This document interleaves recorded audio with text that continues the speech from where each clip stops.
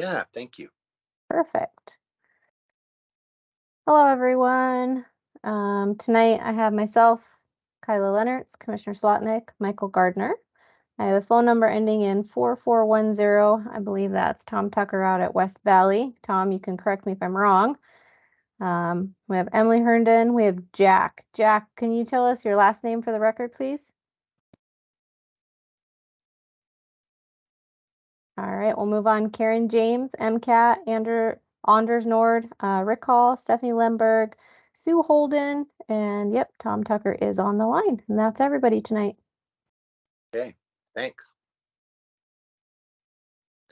So, Kyla, if I remember right, the first thing on the agenda is me talking about the state reappraisal. That is correct. After I do that, would you mind managing the agenda? Because I couldn't get my computer to work, so I'm working off my phone, and it's hard. I can't look at both of them at the same time. Yes, of course. Thank you. All right. So, did anybody out there get a letter from the DOR yesterday or the day before or today? Wait to hear if anybody says anything. Yes, one person raised their hand. Emily got a letter. Yep. So, Emily, what did your letter say? Do you remember? Well, I have two. So I have a commercial building, and that is in Sanders County, and I saw a 50% increase. Yeah. And so this one, my private property, did not show the increase, but I had looked it online before in advance, and it looks like about a 25% increase. Okay. So that's a great way to start this discussion about what is that increase. So just to say the big, bold truth straight away, that increase is not an increase in your taxes. That is an increase in the appraised value of your home or your commercial property. And that appraisal is done by the State Department of Revenue that they do every 2 years. And no, they didn't send an appraiser out to Emily's house or Emily's commercial property. They do this with a computer and a system called computer assisted mass appraisal. That appraisal is only one piece of the equation that yields what your tax liability will be. And on that same notice, the state DOR has listed your new appraised value. And then they also say, and you can check this out while we're going if you want, last year's millage rate. So how many mills the city and or county, depending on where you live, assessed. And your tax liability is, broadly speaking, a result of those two things: how much the state says your house is worth, and then how many mills the county assesses. And a mill is a unit of taxation. So the piece of this that's both scary and inaccurate is that this is your estimated tax, because the millage the state is using to come up with this estimate is last year's millage, last year's number of mills that the county assessed. Well, last year we were working off an appraised value of your house that was done in 2021.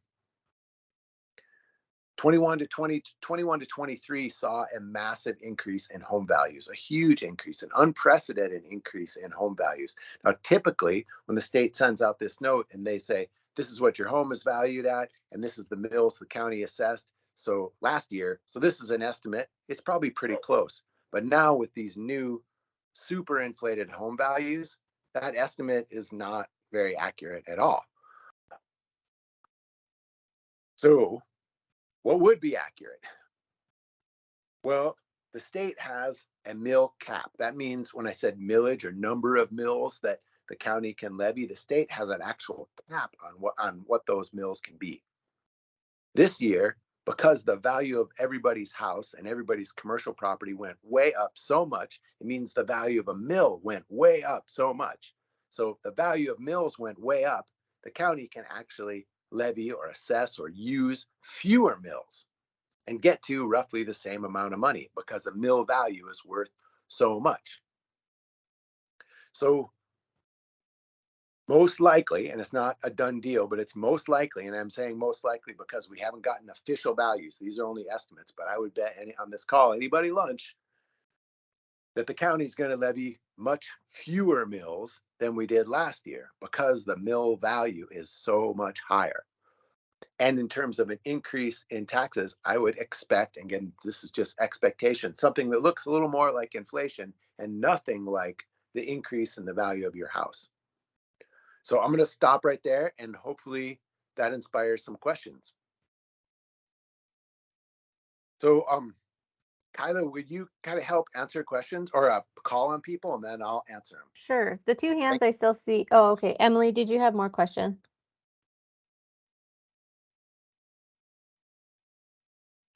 No, I'm good. I've listened to Josh on this statement before, so. I'm sorry, Emily. It's all good. No, I mean, essentially. I don't see any other hands back up, but if anyone has any, Oh, there we go. Stephanie looks like thought I has heard- a question. Yeah. I thought I heard Emily say essentially, and I wanted to hear the rest of what she said. Well, essentially, what you're saying is the state has a cap on how many mills you can increase. So Correct. this mills are increasing because of it's because of inflation, but it can only increase so much, or the value of our home. So it can only increase so much. So right now they're making these estimates based on not on caps, but this other number, correct? Yeah, you're essentially correct there. This estimate is based on the number of mills we levied last year times this year's mill value, which means your home value and everybody's home value all put together. And those numbers are super high because of changes in the market. It's inflation, but way more than inflation. It appears that everyone and their cousin wants to live in Western Montana. So home values have skyrocketed, and a bunch of other housing reasons. We don't have enough houses, so they're really expensive. I'll let someone else take the floor. Sure. So the next one is from Stephanie. She said her mic isn't working, so I'm going to read her question. She said, my question is, what happens when this goes the other way, like when home values go down? Yeah. Well, if home values were to go down, we would have to levy more mills to get to where we were last year. And the way the mill cap works, the state says you can levy the same amount of mills as you did last year, plus an increase in mills that would yield in dollars an equivalent of half the 3-year average of inflation.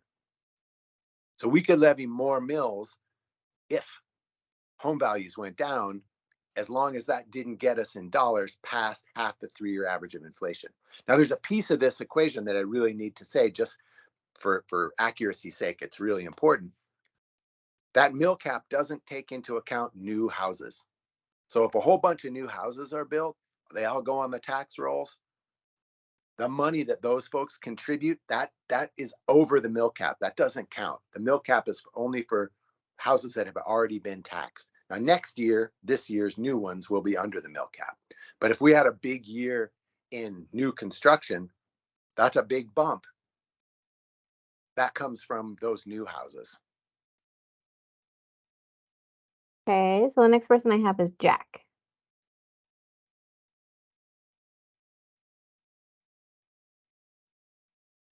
Can you unmute yourself?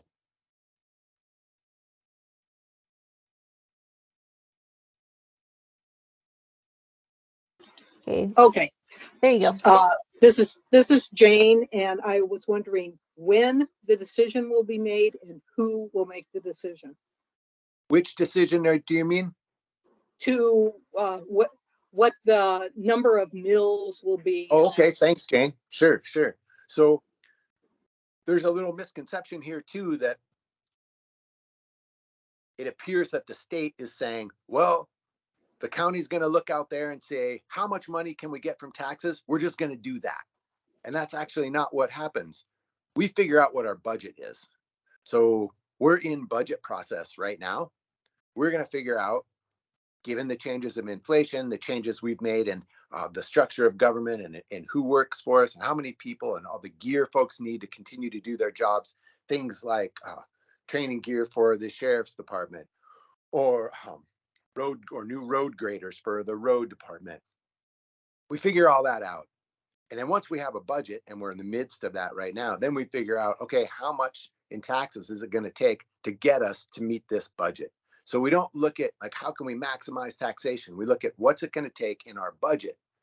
And then we try and get taxes to that, knowing full well that there's a cap on how many taxes we can ask for. And taxation really causes people pain. So we're super cognizant. And this budget process is ongoing and people can be part of it. We have budget meetings nearly every day right now, and anybody can call in and listen. And then we'll have hearings at the end of the summer where you can come and comment.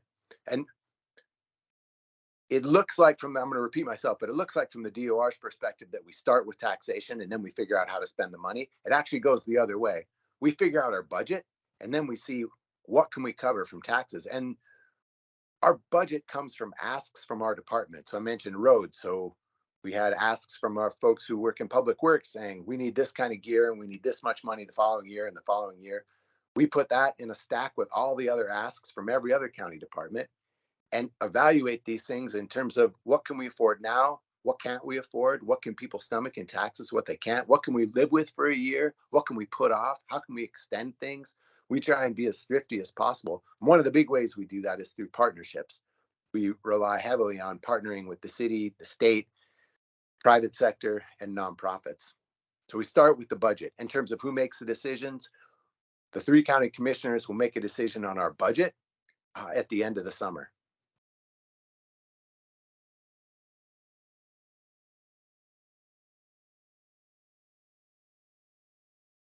I think that might be it. Anders put his hand down, so maybe you answered his question.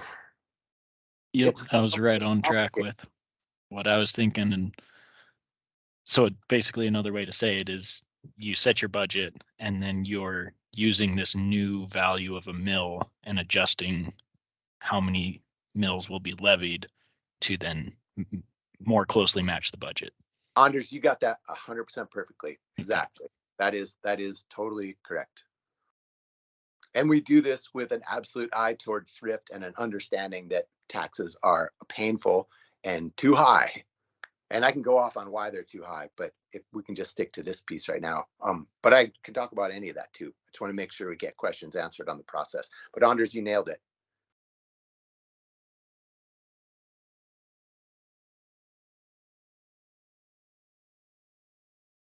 Jane, did you have any other questions?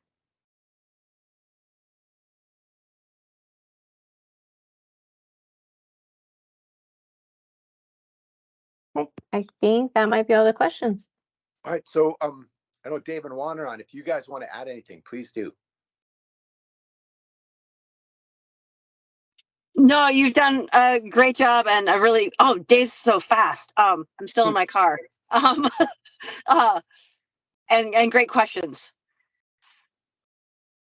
Yeah, good job, Josh. I would just emphasize that the way that taxes and the reappraisals have been framed by our good friends at the State Department of Revenue in Helena, it does not tell the whole story. And if I was, without the knowledge that I have of the backstory here, if I was to have opened up the letter that I opened up today, as many of you did, with the numbers that were displayed there, I too would be a little bit put back on my heels and taken aback.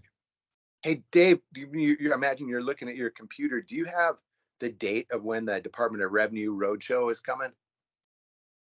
Commissioner, I can share that if you'd like. Oh, thanks. Sure. So the state DOR is having across the state what they're calling town hall meetings, so meetings for the public.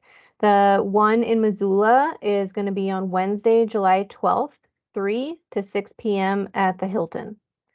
And I'll also pop in a few links in the chat. It directs you to just some information sites for the state DOR, a list of those meeting locations, because there's some that are virtual, and then one that we have on our county website that just helps with some information that might be helpful to all of you. Thanks, Kyla. And I just want to add, the reason the state is doing this is because the problem we're describing here tonight is all over the state, where home values have spiked and people in Livingston and in Lewistown got the same letter as people who live in Missoula County. Look, your home values went way up. It looks like your taxes are going to go way up. So the state the state is going to go do a version of what I've been doing here tonight and attempting to explain this. Josh, could I add one more thing? Please, please.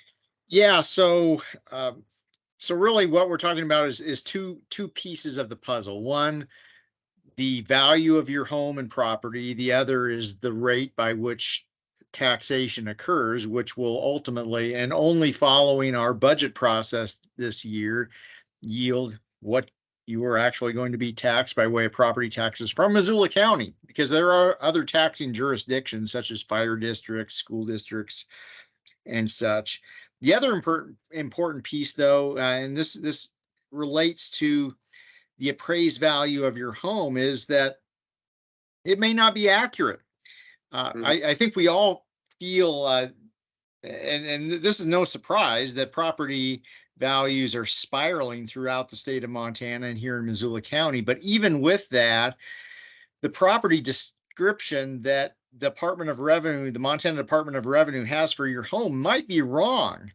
And I found this out up close and personal a few years ago when I took the time to look at the Department of Revenue's description of my home that had our home listed as having a full basement, a full bathroom upstairs.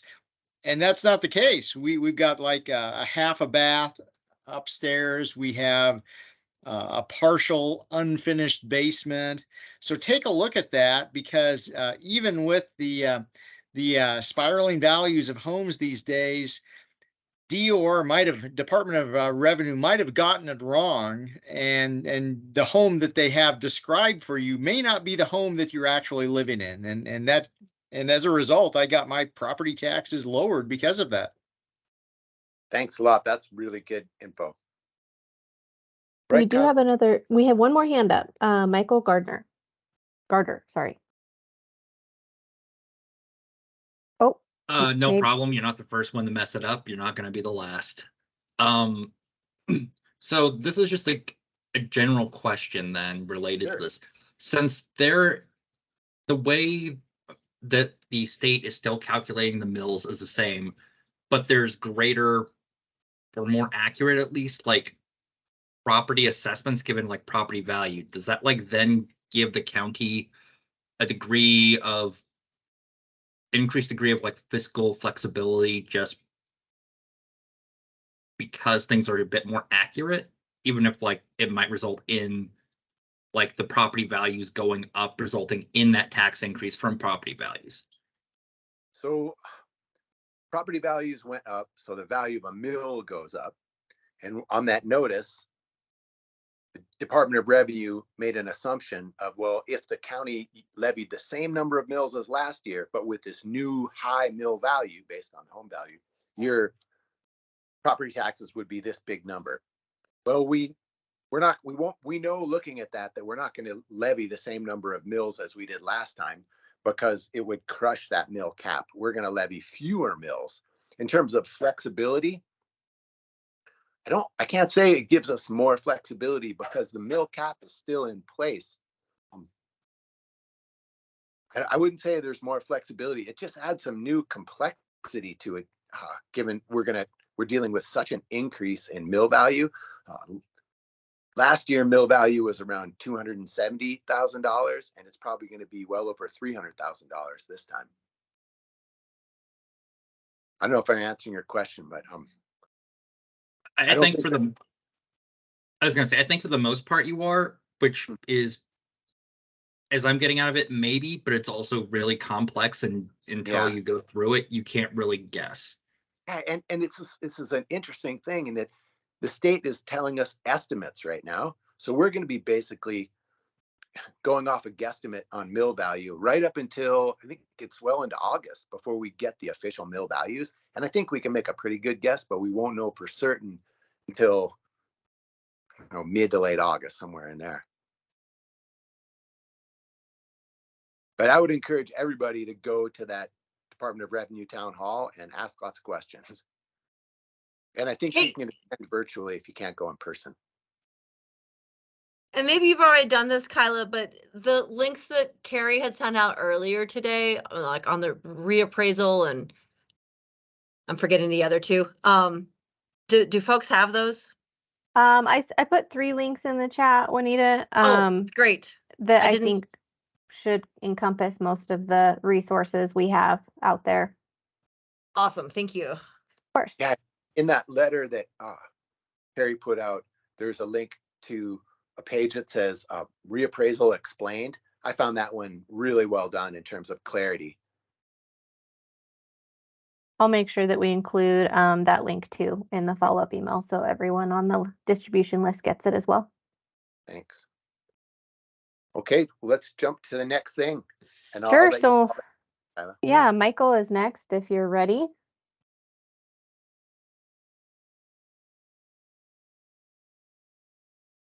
Yes, I'm ready. Trying to make sure that the lighting's not too terrible. So I didn't get a copy of the agenda. What's the level of description the agenda has on it regarding this? We just have it listed as the community health assessment. Okay, perfect. We can start from ground zero then. Hi, everybody. I'm Michael Garter. I work for the City County Health Department as the Accreditation and Workforce Development Coordinator. I spoke much earlier in the year with you all about the community health assessment and kind of explaining where we were in the process at that point. The really good news, the really good news is we've made progress and we're about to embark on one of the really big parts of the community health assessment process. Just because I know not everybody knows what it is. Community health assessment is something the health department does to examine the broad health and health needs of the communities within Missoula County as a whole. So like Sealy Lake, Lolo, City of Missoula, those are all different areas we're going to be examining. And some of that data can be really hard to get just because Missoula is an odd sized city overall, where, for example, the 59802 zip code, which is what a lot of data ends up being based off of, goes from downtown Missoula all the way over to East Missoula and Bonner. Like, it's a lot of other cities be able to look at zip codes and go, perfect. We have the data breakdown level we need. We can't do that. So as a part of that then, in an effort to get better data, we are going to be conducting a survey here in about 2 weeks. Back in 2017, there was a survey conducted of the rural parts of the county, which was the first like broad effort that the community health assessment here in Missoula County has tried to do, surveying like broader communities.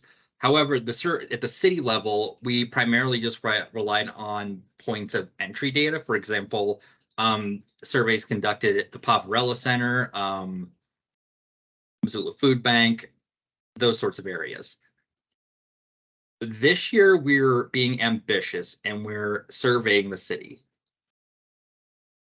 Now, because our resources are limited and we're trying to also make it a statistically valid survey that meets academic rigor, in case we chose to publish it, we have had to figure out how to go about breaking down the city into different areas and then like how we can go about stratifying them, which we used income basically. That took more time than I personally anticipated, but we have that figured out now, which is great because that means I can finally tell you the survey for the community health assessment is going to be launching on July 10th of this year. The one complexity is there is one survey, but all rural residents, like those living outside of the Missoula city limits, are able to take the survey. Those within the city of Missoula, we're going to be sending postcards to addresses within different areas we've identified. They'll be mailed out. They'll have like a little code on it. And then when you receive that code, you would enter the survey, enter that code into the survey. These are all things that are required to meet that statistical and academic rigor. I am not the person who is most well versed on how to make that all work. Thankfully, I'm working with multiple people who do actually know how to make that work, so I'm putting my full faith in them. But once we have those surveys collected, they'll be open for a period of 6 weeks. August 20th will be the date that they close. We'll go through, analyze them, and then put that information into context with other data we've been gathering in collaboration with community partners, like really broad sorts of information, like number or percentage of people in poverty, reported healthcare needs, like through hospitals, explanations of like water quality and like what the state of water quality within Missoula County as a whole is. We would then use all that to like publish the community health assessment, which would be open for public comment. And then following that, we'll work with different members of the community to develop a community health improvement plan for the next few years. So the big things are, we're launching survey. It's going to launch July 10th. We'll close August 20th.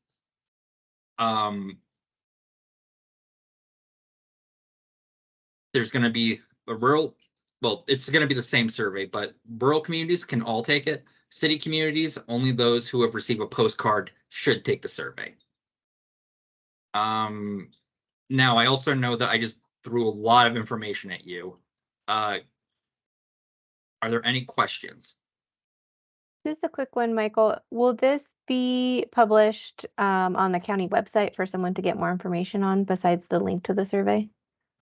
Yes, completely forgot about that. There will be a link to the Missoula County Voice page that we've been working with county communications on. That will also be on different pieces of documentation, like the postcards that those who like in the city who are in those areas we've selected the survey, will have a link to the Missoula County Voice page on it. In the rural communities, our posters will have those on there as well. Thank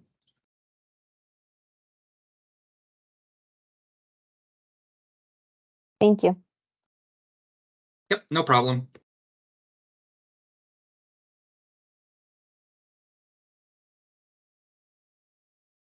Anyone else have, oh, there we go. Stephanie has a question. Is your mic working?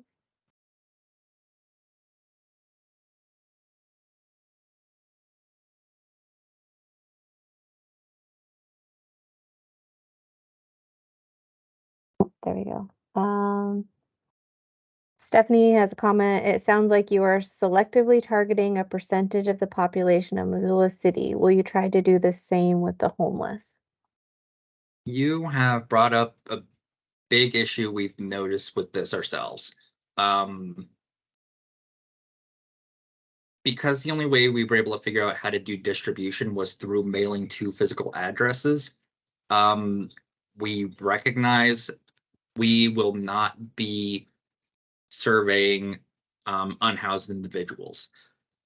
As a part of that, though, we also recognize that like we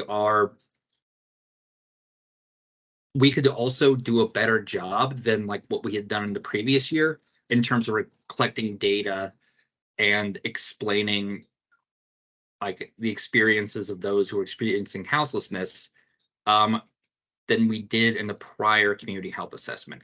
So when we recognized we had that problem, we also then started to have like discussions of like, okay, so how do we work towards actually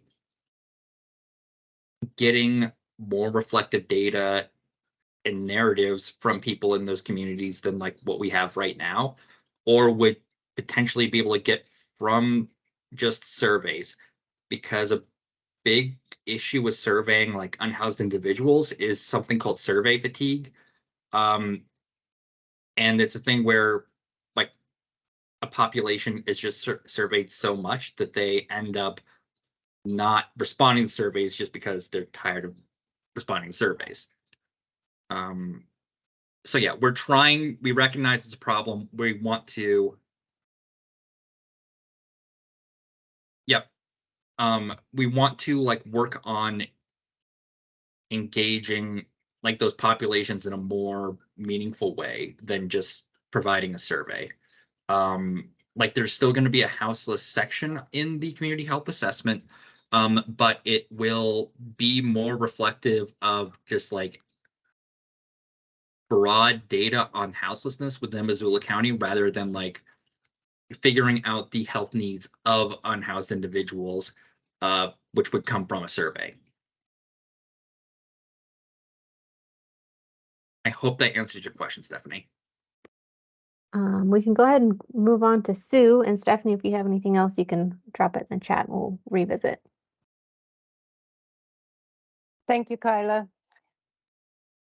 Michael, my question is, if you're being selective on city residents and not doing the entire city of Missoula, how can that accurately reflect a community assessment as a whole?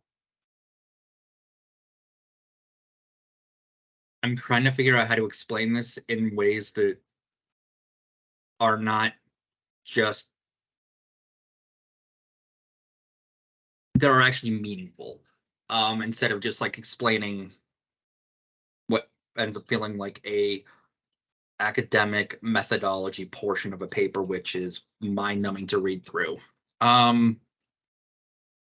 So the way we're doing it is we're doing it by block group, and within the city of Missoula there are 63 block groups, and we then divided it into like air quotes high, medium, and low income block groups, based off of median household income. Within these households then, or not within that, these households, within these block groups, we end up selecting basically a third of them. This gives us our sample, which is a stratified random cluster sample. So basically we're saying like, we are going to be getting the experiences of those who live within these rough income brackets, and then we're randomly selecting in those because we also want to make sure that we aren't able to identify any individuals from their responses. Like trying to make sure that this is anonymous is like one of our big aims, and part of the reason we actually went to the University of Montana and submitted it for Institutional Research Board approval.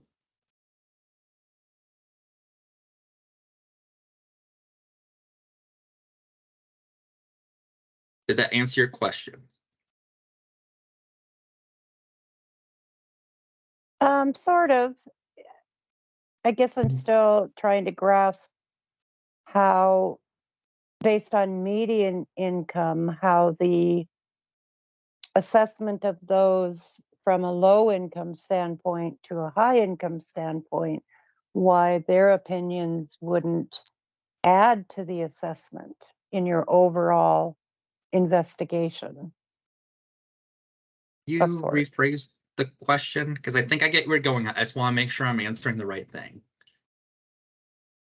I guess I'm still a little confused as to why on a community assessment, like for rural, you're taking everyone into consideration, high income, low income, medium income. In the city, you're only going with what sounds like a medium income based by group, by block group. So I guess my question, Michael, is how, by doing a community assessment, how does the medium income based reflect the values of the whole community? Does that make that makes a better or lot more worse sense? Okay. No, that makes a lot more sense because like I said, I was trying to do my best not to explain it like an academic paper, but I accidentally slipped into it. So like, we're not looking at the medium households. Like, we are looking at, let's say there are 21 low income block groups, 21 medium income block groups, and then 21 high income block groups. We randomly selected 7 from the low, from the medium, and from the high, so that we don't have to send out postcards to every individual household within the city, because we don't have the resources to do that, quite frankly. And for the count, like for the rural parts of the county, we're doing what we did in 2017, but we're not sending out any information to them. We're basically going, hey, could you take this survey as a community? But because we're doing that and we're doing our best not to get identifying information, we don't have any questions in the survey about like, what's your average household income? I don't think we have any questions then even about like number of kids you have, for example.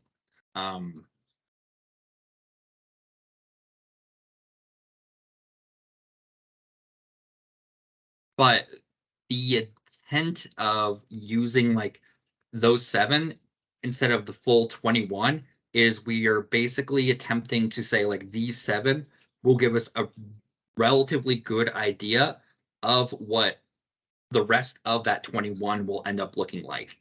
So like for that 21 low income, we're using those 7 to say like, this is roughly what it looks like. For the 21 in medium income, this is roughly what everybody in this medium income looks like based off of these 7 that we have sent postcards to. Did that make things any clearer? Yes, it did. And as a rural community, I'll be sure to post it for our residents to do the survey, to let them know, when it's starting, and to encourage them to take it in order to get the rural viewpoint, at least from our end. So thank you. Yep, no problem. I would really appreciate that, because the rural outreach part is the part I've been most concerned about, because like with the city, we're just sending them to addresses. But with the rural community, it requires an active participation that is more difficult to get. So yes, if you're in a rural community, please tell others about this. I'm working with different community councils in the rural areas to meet with them and basically have a version of this conversation, and then to give different pieces of information now that we're through IRB approval, to point people in the direction of the surveys. So thank you, Sue. Thank Anders, you, looks Michael. like you had a question. Are you able to share some examples of the questions on the survey at this time? Unfortunately not. And I can't even say that, as I understand it, we aren't able to share them right now because it could potentially impact the I don't know what the right word is, the viability of the survey. I can give you rough ideas of the questions, but I don't believe I can give you specifics. Fair enough.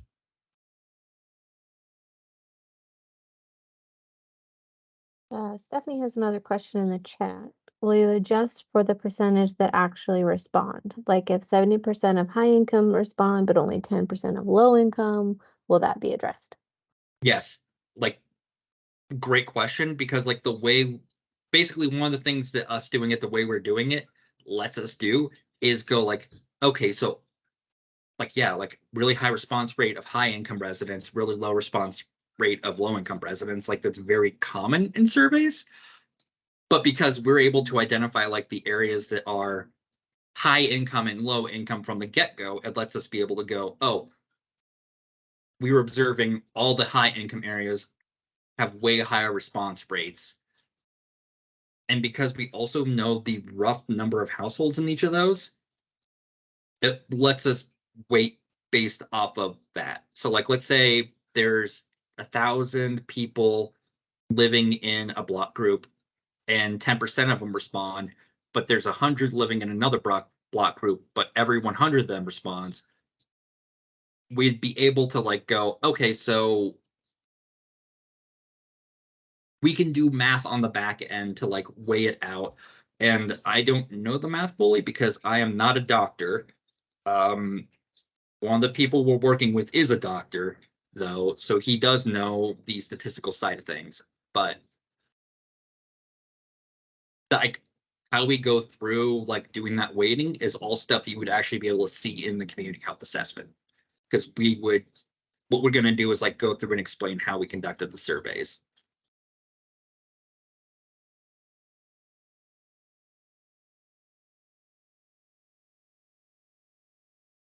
Michael, do you plan on coming back at a later date to share some of the results?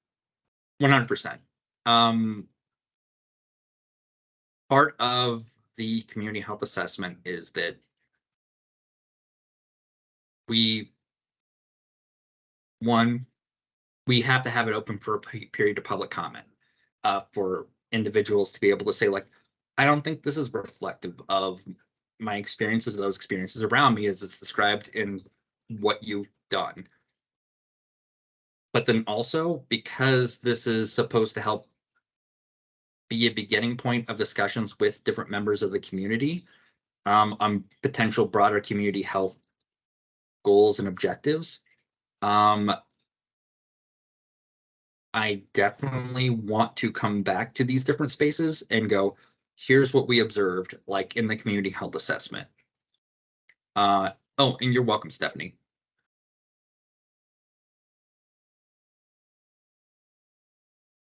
I'm unsure of when that will be because we need to go through and analyze the different metrics, and I'm unsure how long it takes to do certain parts of that analysis. But I'm somebody who really likes community feedback, so I've been working as best I can to include different community partners to get like a more reflective story from the get-go than just asking for information, because I don't know a lot of things. And I know there are people who know a lot of things about certain things, and I want to hear what they have to say. Thanks, Michael. I'm sure we'll be happy to host you again in the fall or whenever the timeline makes sense for you. Is there any other questions out there? I don't see any, nothing in the chat.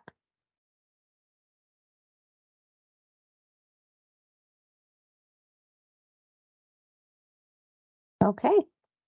Well, thanks again, Michael. I really appreciate it. I will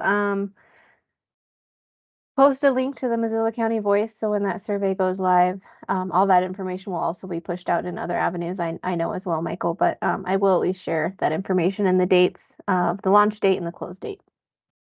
All right, perfect. Thank you. Of course.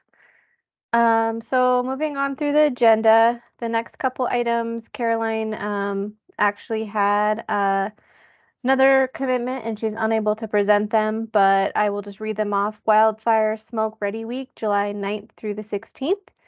And then there's a heat pump water heater rebate program. I will go ahead and put that in the chat. There's some information about that if you haven't heard or seen about that program that just launched. And then I will go ahead and just hop into community councils and if they have anything to give an update for. Bonner, looks like we have a whole bunch of you on. If you're still on, if anyone has an update, please feel free to chime in. I can start, but I know that my Jane and Rick can probably plug in if they're still here. So our two big things are the West Riverside Neighborhood Community Engagement Project, and that is a discussion around the second big topic, which is the West Log Yard. I'm going to say that wrong, so excuse the West Log Yard development. And so the discussion around the West Riverside Neighborhood Community Engagement is if they want to be included in the TED district. There was a listening session, and Josh, I believe you were there. And I know Jane was there, and a lot of conversation about the community, if they want to be involved with that, to increase their infrastructure, and what does that look like? I will leave it up to other people that was present on that to make comments on it. The second one is the West Log Yard development, and that is the commercial development that went to the planning committee, which was a large discussion we had earlier.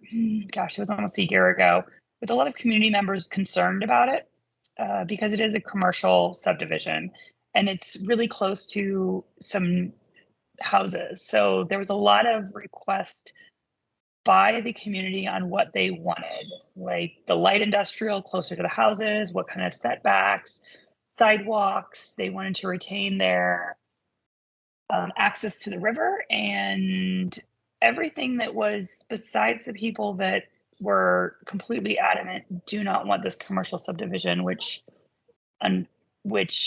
isn't going to happen because that was the way that land was designated. That I feel like most of the people that showed up to a number of our meetings and made those discussions and said, I want the river access, I want this, I want this, I would like this. The developers kept with that on the current planning. So they've got one more to community public comment on it, and that is where we're at on those two big items. And Jane, feel free to add in more, or Rick.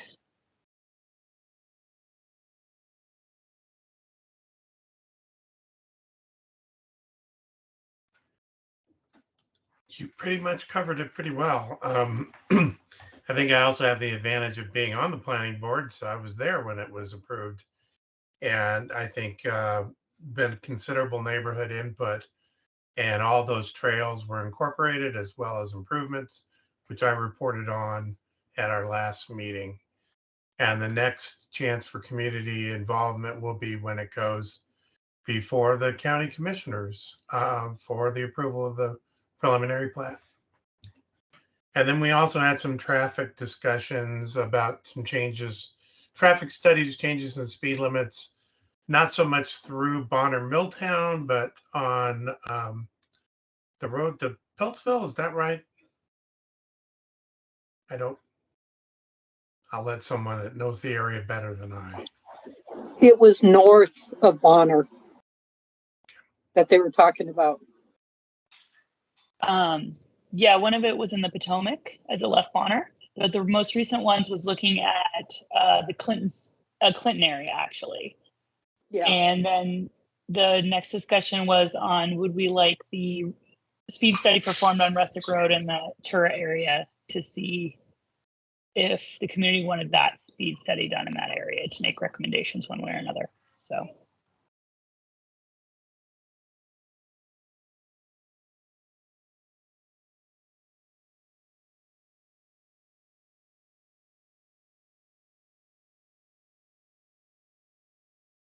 Is that all you got, Bonner?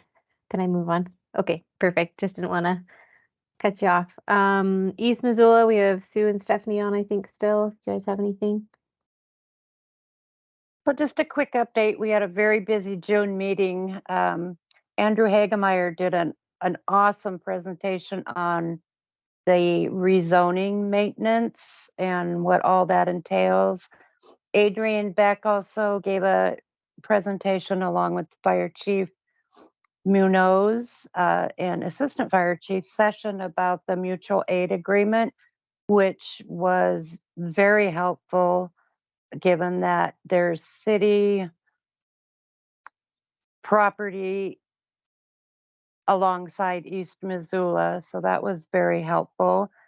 The Sharon is done and open, and everyone is very excited about that. I was lucky enough to go to the ribbon cutting yesterday, and they did a beautiful, beautiful job on that entirety of the site. So we're really excited to see how that goes. Real busy in East Missoula. There's the Heighton project that's starting to get off the ground. The triplex that's part of the on Highway 200 adjacent to, well, not really adjacent, but what was the triangle piece of property by Ole's, that's nearing completion. And traffic, of course, has increased. And lastly, we had an ice cream social, which I thought was a success. And we really appreciated Commissioner Vero and Commissioner Strohmeyer coming and getting to meet some of our residents. And you were missed, Commissioner Slotnick. So I wish I could have made it. It was fun. I heard it was good. Thanks. So plan on our second annual one next year at the end of the working year.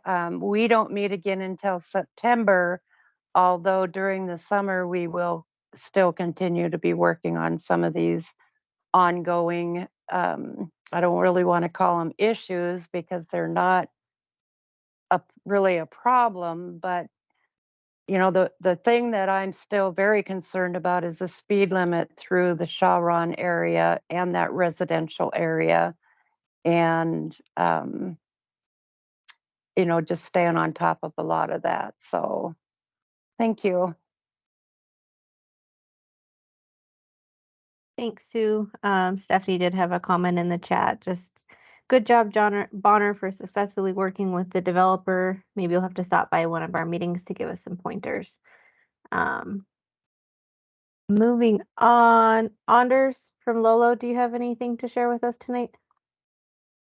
We've been discussing a few speed studies coming up on Highway 12 and then on 93 right by the existing Lolo school. I guess one question for the commissioners is, it looks like the development for the former Lolo school property was approved for the amendment to the growth policy, and would just love to hear what that means exactly. I know we have a lot of issues with water and sewer in our area, and some people are concerned about that and just the future development in the area as well. So, Josh? yeah, but you want to go, Dave? I can go after you. Go for it. Yeah. So we did not approve any development there.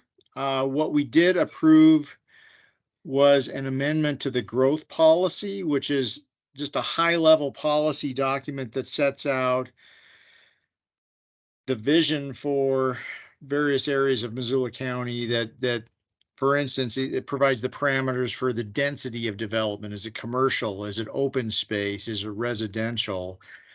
That's what we approved. And what will happen next is that whoever wants to, the property owner, presumably the current property owner, presumably, will then go through the process of needing to obtain building permits and the various sanitation permissions in order to do what they want to do, all of which is completely dependent upon the availability of water, the availability of capacity in our sewer system in Lolo to do what they're wanting to do. So that's really where we're at. We've not looked at any plans for the site as far as what is actually going to be proposed. We've heard some general concepts of of residential and mixed use development, but that's as far as we've gotten into the weeds. And in fact, when it comes to building permit approval, we're not involved in that. That's handled administratively through our public works office. Josh? Yeah, thanks, Dave. Everything you said, I would agree with. And if a developer wants to do something new on that property and divide it into lots, they're going to have to go through subdivision. And as part of that subdivision review process, all the stuff Dave was mentioning would have to be addressed. All the sanitation and setbacks and roads and everything. There's a monstrous amount of process and plenty of time during that process for public input. And it's certainly no slam dunk that any type of design would work or wouldn't work. They're going to have to go through a whole bunch of process with plenty of opportunity for the public's involvement. We asked our staff to write a letter to the new property owner, encouraging them to speak with the Lolo Community Council and get input from the folks in Lolo on what they would like to see there. We don't have any leverage other than to ask, but we did ask.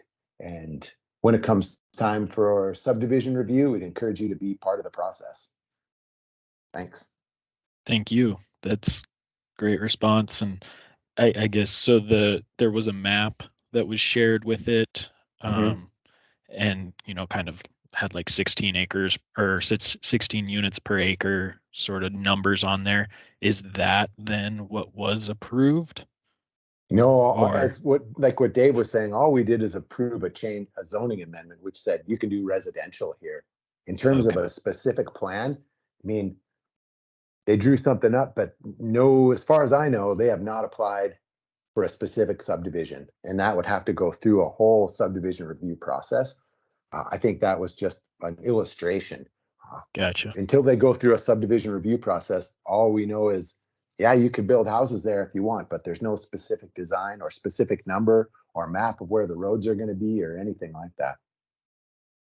Great to know. Thank you both. Yeah, thank you. Okay, I don't see anyone from Sealy or Swan on. Speak up if you've joined and I missed you. Not hearing anyone. Okay, the only other person we have on tonight is Tom Tucker with West Valley. Tom, do you have any updates?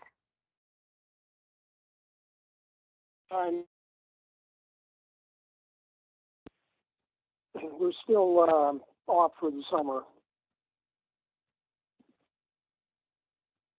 Perfect. Hello? Yep, we can hear you, Tom. Okay. Good enough. Okay, thank you. That is everyone, I believe. Does anyone else have any additional comments or questions tonight?